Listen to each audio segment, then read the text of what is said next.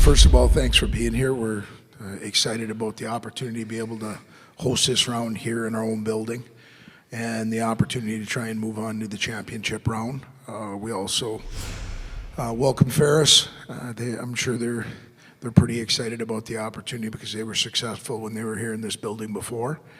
And so we know they're going to be prepared. We know what Ferris is about. They know what we're about because we've competed against each other, multiple times this year and in the past. And we're just looking forward to Saturday getting here. These guys are used to playing a couple of games on the weekends, and the extra day is great for rest, but I know they're excited about playing, and so is everybody else. So with that, we'll take questions. Go ahead and open it to questions here on the Zoom. Kevin Dudley, you want to fire off the first one there? I guess for Mike, you mentioned already what happened the last time they were here, they were sweeping you. How much have you, I think maybe isn't the most fun tape to watch, but how much have you gone back and looked at those games and what happened, or is it a situation where you've more just tried to flush it, I guess? Maybe just touch on how you might or might not use those last games, or maybe even the series you shot them as a preparation for tomorrow night. Yeah, a little bit of both, but for the most part, once our group gets by a weekend series, we try to learn from it. We'll rehash it a little bit on Monday, flush it, and then focus on what's in front of us. And I think both teams have grown since they swept us and we swept them.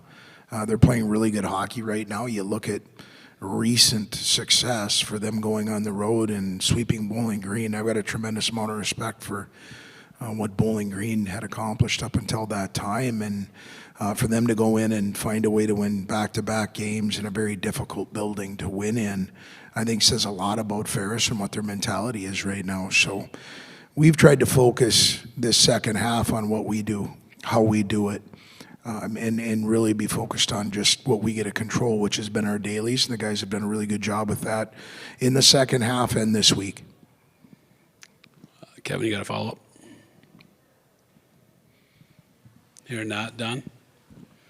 Go ahead, Don. For the players, you guys have obviously played in games of big magnitude, but here just in the past couple of weeks in this building, the second game with Tech going down to the wire, and then last week with the goal at Lake State, the confidence level that you guys must be riding at a pretty high level, I would imagine, coming to this one, having had success in such big games in the past couple of weeks in this building. Yeah, I think we have experience, and you can't go and buy that. So I think, like you said, we have a lot of guys that have played in a lot of big games here, and the more of those you can come out on top, the more experience you gain from that, and that goes from the top of our lineup to the bottom, whether that's old guys or young guys. The more experience you have in close games, especially in our own building, that's going to bode well for us. And I think you've seen that in a couple tight games here at home, and we found a way to, whether it's last minute or last couple of minutes, we've found a way to come out on top, no matter what's going on. So I think just that experience has bode well for us. Keto, you got an answer for that as well? I think Ryan handled that question perfectly. I think he took the words right out of my mouth. Perfect. Duds, go ahead.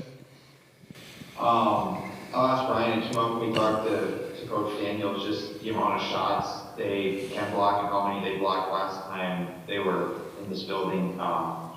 For you, as someone who's gonna take a lot of shots, who leads team in shots on goal, what do you think the key is going to be to getting shots to the net? The kind of shots you guys want to get, the quality ones, to hopefully get some pucks past.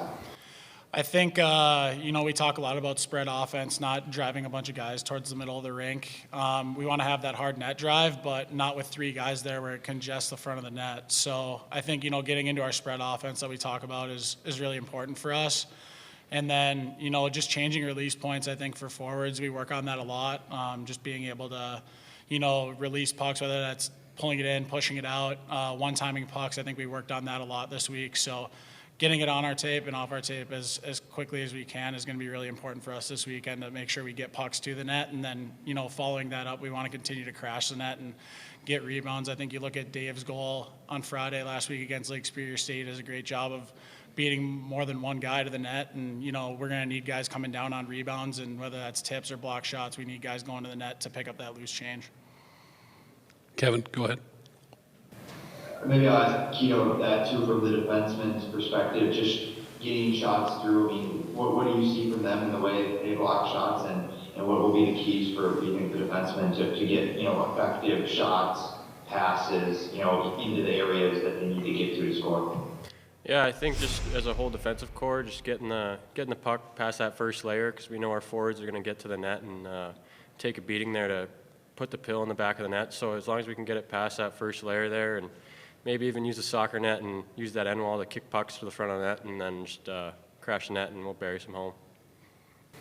This is Rob here from Rink Live. Akito, have you guys kind of, you know, we talked a little bit with Ferris a little bit about how, you know, the parity and how every night it seemed like this season the teams have kind of, you know, taken a, you know, kind of beat each other up, and, you know, everybody's kind of beatable. Well, what happens now as you guys get deeper in this playoff series to kind of like solidify your place and say this is all, you know, this is ours for the taking?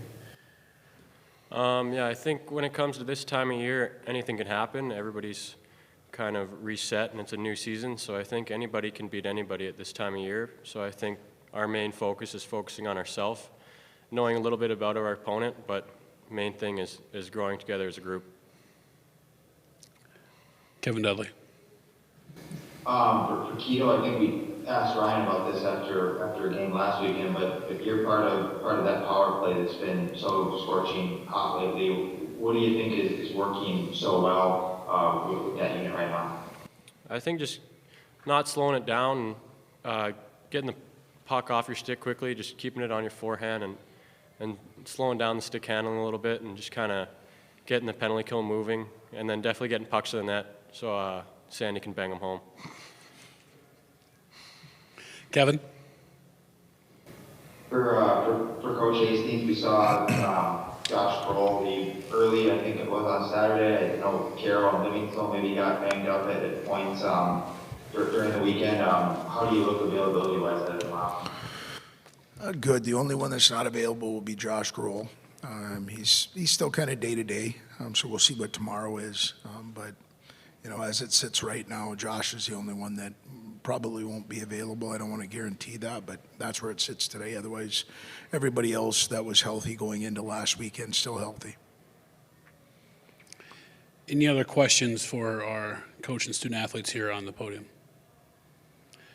Seeing none, I'll thank everybody for coming. Thank you, Coach Hastings, Ryan, and Akito, and we'll wish you the best of luck tomorrow night.